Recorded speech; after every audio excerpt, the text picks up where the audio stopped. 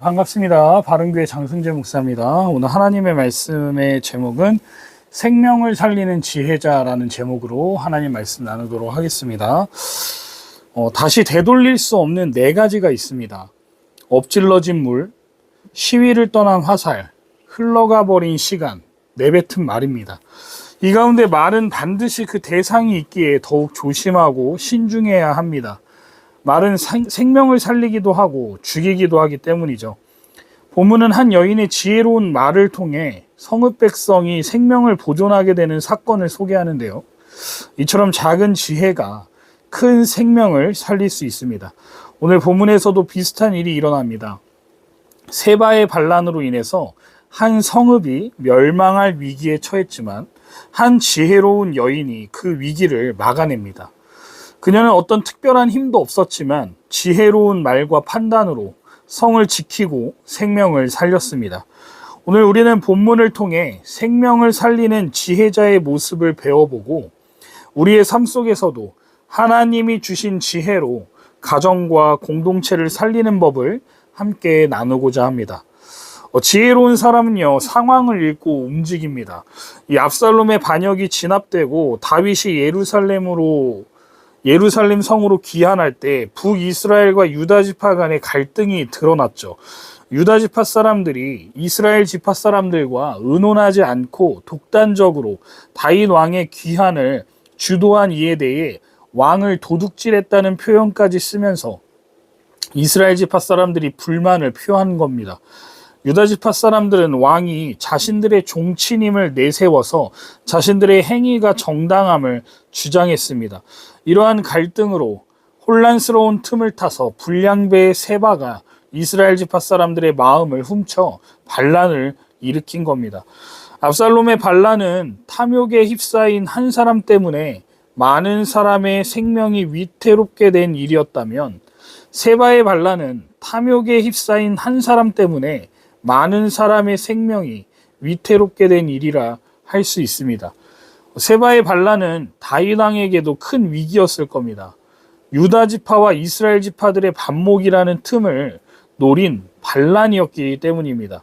진압 과정에서 큰 상처가 남을 수도 있는 상황이었기 때문이죠. 만약 세바가 나머지 지파들을 다 규합해 유다 지파와 맞섰다면 그 이전의 어떤 전쟁보다 더 큰 참상이 벌어질 수도 있었습니다. 하지만 다행히 아비새에게 속히 세바를 추격하라고 세력을 규합할 시간을 주지 말라고 한 다윗의 지시가 주요했습니다.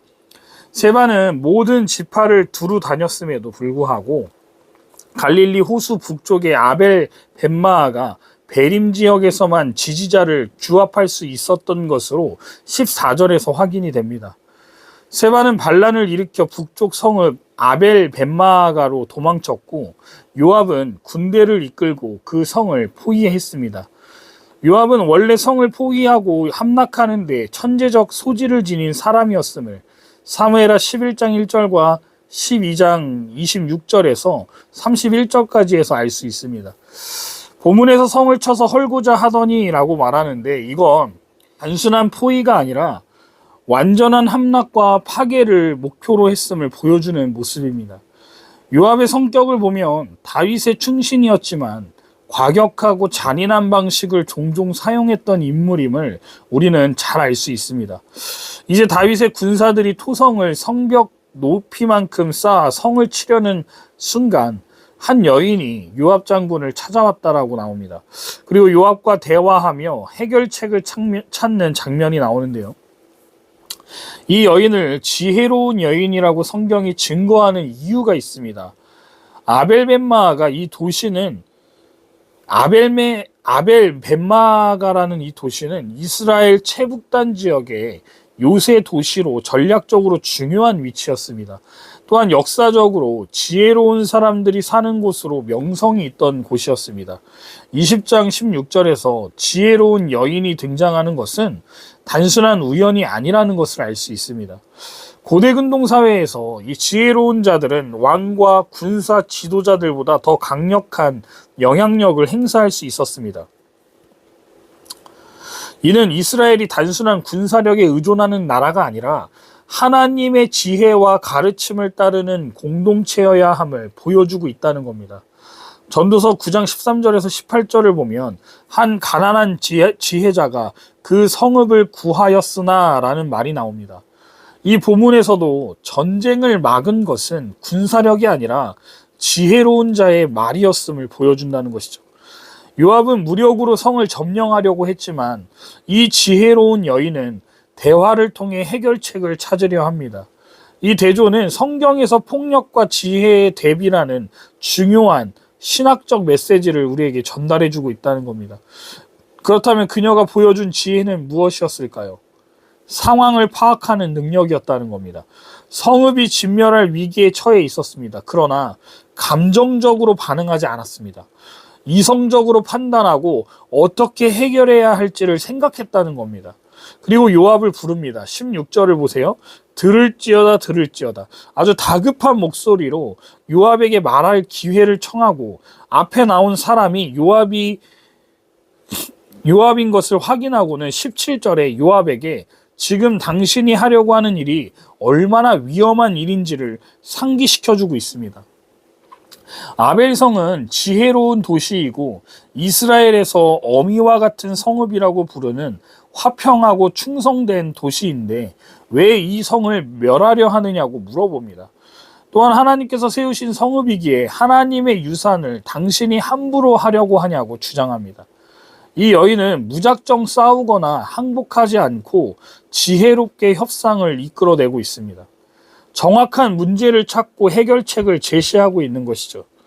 어떤 기준으로 요압을 설득하는지 보겠습니다. 요압은 살생의 눈이 멀다 보니 성을 정복했을 때 율법이 요구하는 규례를 준수하고 있지 않고 있다는 겁니다.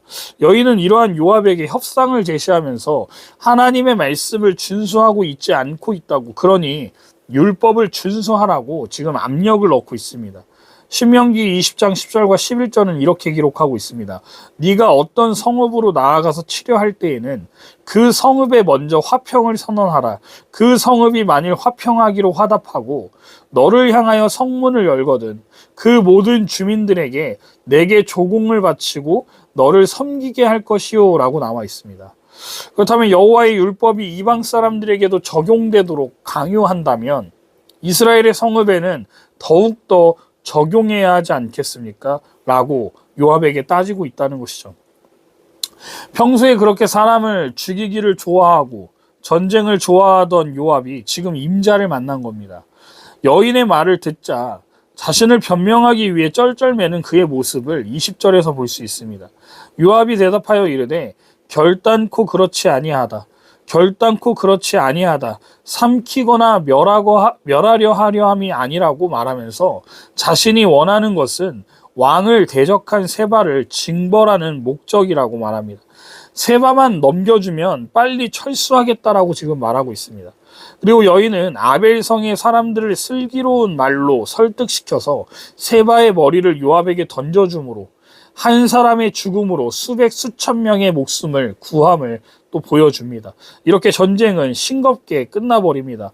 여러분들은 말씀을 들으시면서 여인이 잘못했다라고 생각하십니까? 그렇지 않습니다. 지혜로운 여인은 성읍을 지키기 위해 세바를 내어주는 결단을 내린 겁니다.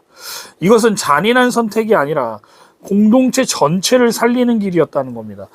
그녀는 지혜로운 선택을 했다라고 할 수 있습니다. 그 선택은 다수를 살리기 위해 악을 제거한 거기 때문입니다. 성읍의 사람들은 세바를 숨길 수도 있었을 겁니다. 그러나 그것이 더 큰 재앙을 불러올 것임을 알았습니다. 성을 지키기 위해 세바를 내어주는 것이 최선의 선택이었다는 겁니다. 세바는 하나님이 세운 왕인 다윗에 대한 반란을 선동한 인물입니다. 다윗을 대적하는 일은 곧 하나님을 대적하는 것과 동일한 행동이었기 때문에 사람들은 악으로 규정했다는 겁니다. 우리는 세바와 같이 하나님의 뜻을 저버리고 말씀대로 살지 않는 선택을 하는 사람이 되지 않기를 바랍니다. 자신의 이기적인 욕망을 채우기 위해서 수많은 사람의 생명을 앗아가는 비극을 맞게 만드는 사람이 되시겠습니까? 교회 안에서도 종종 나타나는 것이 무엇입니까? 분열의 문제 아니겠습니까? 신약에서도 사도 바울은 교회 내 분열을 강하게 경고하고 있습니다. 교회가 하나님의 뜻 안에서 하나 되지 못하고 개인적인 욕심과 이기심으로 인해 분열된다면 이는 하나님 나라를 해치는 일이라는 것을 세바를 통해 깨달으면 좋겠습니다. 우리는 지혜로운 여인과 같이 전쟁을 피하고 문제를 해결하는 중요한 중재자의 역할을 하면 좋겠습니다. 교회, 가정, 직장, 사회 속에서 우리는 대립을 부추기기보다 화평을 이루는 사람이 되기를 소망합니다. 그래서 모든 사람의 생명을 살리는 사람이 되시기를 바랍니다. 두 번째로, 모든 일을 폭력과 전쟁으로 해결하려는 요압과 같이 되지 않기를 바랍니다. 요압은 살생이 눈이 멀어 성을 정복했을 때 하나님의 말씀을 어길 수 있다는 것조차도 잊어버렸습니다.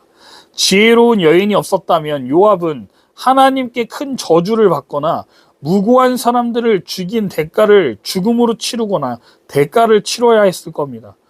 요압은 감정적으로 일을 진행하려고 했습니다. 전쟁은 시작되면 어느덧 싸우고 있는 목적을 잊어버리고 적개심에 휩싸여 적을 무조건 죽이려 하는 마음만 남아있는 경우가 많습니다.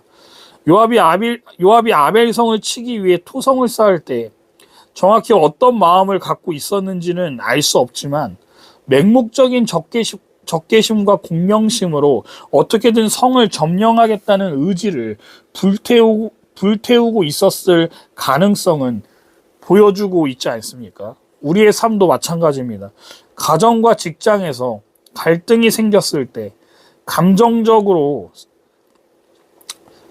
반응하고 있지는 않으십니까? 요압과 같이 내가 왜 저 사람을 미워하는지조차 언제부터인가 모르겠지만 감정대로 싫어하는 상태에 놓아져 있지는 않은지 돌아보면 좋겠습니다. 오늘 우리는 지혜의 여인과 같이 감정적으로 반응하지 않고 상황을 파악하여 해결책을 찾는 사람이 되면 좋겠습니다. 이 여인은 하나님의 말씀을 기준으로 요압을 상대했을 때 아벨성의 모든 사람들과 요압의 목숨까지도 살릴 수 있었다는 것을 기억하시기 바랍니다.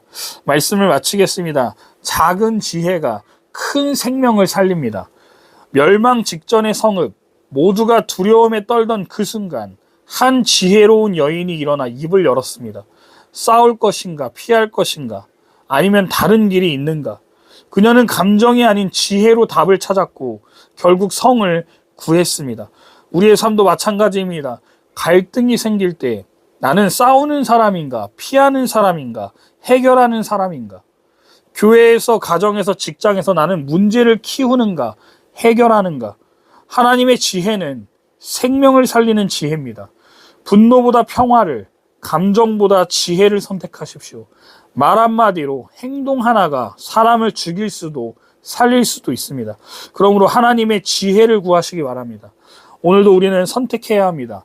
세바처럼 반역자가 될 것인가, 요압처럼 감정적으로 움직일 것인가, 아니면 지혜로운 중재자가 될 것인가 말입니다. 여러분 모두 생명을 살리는 지혜자가 되시기를 주님의 이름으로 축원드립니다.